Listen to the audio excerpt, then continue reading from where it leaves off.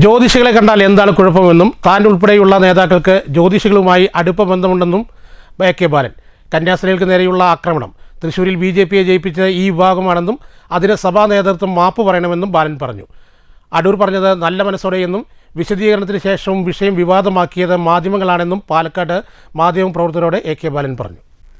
ജ്യോതിഷികളുമായും മജീഷ്യന്മാരുമായും സംസാരിക്കാൻ തനിക്ക് പ്രത്യേക താൽപ്പര്യമുണ്ട്. കമ്മ്യൂണിസ്റ്റുകാർ സമയം നോക്കാനോ ജ്യോതിഷം നോക്കാനോ അല്ല ഇവിടം പോകുന്നത്. ജോത്സ്യൻ പറഞ്ഞ കാര്യങ്ങൾ ഉദ്ധരിച്ച് എ.കെ. ആന്റണിക്കെതിരെ താൻ നിയമസഭയിൽ സംസാരിച്ചിരുന്നു. മൂലം നക്ഷത്രത്തിൽ ജനിച്ച ആന്റണി പൂരോരുട്ടാതിയിൽ സത്യപ്രതിജ്ഞ ചെയ്തു എന്ന ഭാഗം. CPIM അല്ല കോൺഗ്രസുകാരാണ് കൂടോത്രവും ജ്യോതിഷവുമായി പോകുന്നത്. തങ്ങളിപ്പോഴും വൈരുദ്ധ്യാത്മക ഭൗതികവാദത്തിൽ വിശ്വസിക്കുന്നവരാണ്. അതെ, ഇങ്ങക്ക് ഈ കോൺഗ്രസ്സുകാർ കൂടോത്തരത്തിന്റെ പിന്നാലെ പോകുന്നു, മാർക്സിസ്റ്റുകാർ ജ്യോത്സ്യന്മാരുടെ പിന്നാലെ പോകുന്നു. ജ്യോത്സ്യന്മാരുടെ വീട്ടിൽ പോയാൽ എന്താ തകരാറ് എനിക്ക് മനസ്സിലാകുന്നില്ല. ഒന്നാമത് ഈ ചർച്ചയ്ക്ക് വേണ്ടിയിട്ടല്ല ഞങ്ങൾ സംസ്ഥാന കമ്മിറ്റി ചേർന്ന് ജ്യോത്സ്യം ചർച്ച ചെയ്യാനാണോ വിളിച്ചത്?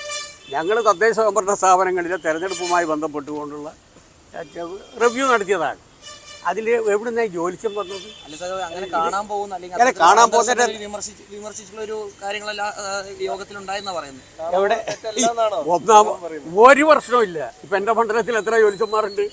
ഞാൻ എത്ര ആൾക്കാരുടെ വീട്ടിൽ പോയിട്ട് വോട്ടിന് ചോദിച്ചിട്ടുണ്ട്. പാടൂർ പണിക്കന്മാർ അറിയില്ല നിങ്ങൾക്ക്? അതറിയില്ല. ഇതൊക്കെ സാധാരണ നിലയിലുള്ളതല്ലേ ഇത് വീട്ടിൽ പോക്ക്.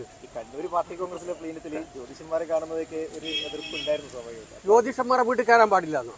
ജ്യോതിഷം സമീപിക്കുന്നത് അങ്ങനെയുള്ള പറ ആ സ്ഥിതിയിലേക്ക് അങ്ങനെ ഞങ്ങളെ പാർട്ടിൻ്റെ ആരും പോയിട്ടില്ല. അതിൻ്റെ അർത്ഥം വീട്ടുകാരി കൂടാന്നുള്ളതല്ല. ഞാൻ തന്നെ ഇതിനോട് താല്പര്യമുള്ള ഒരാളാണ്. മേജിക്ക് സമയം നോക്കലല്ല, ജ്യോതിഷികളുമായിട്ട് സംസാരിക്കാൻ, കൈനോട്ടക്കാരുമായിട്ട് സംസാരിക്കാൻ, മജീഷ്യന്മാരുമായിട്ട് സംസാരിക്കാനൊക്കെ ഒരു താല്പര്യം കാട്ടുന്ന ഒരാളാണ് ഞാൻ.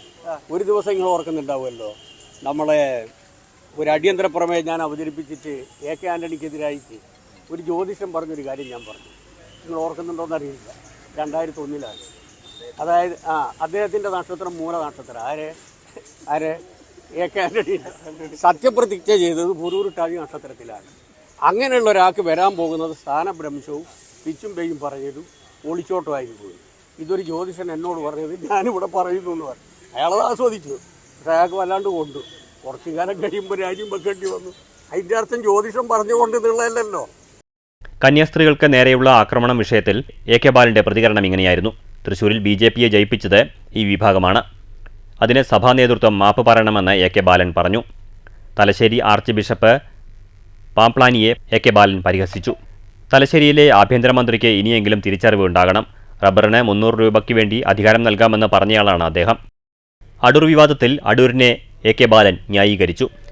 അടൂർ പറഞ്ഞത് നല്ല മനസ്സോടെ. വിശദീകരണത്തിന് ശേഷവും വിഷയം വിവാദമാക്കിയത് മാധ്യമങ്ങളാണ്.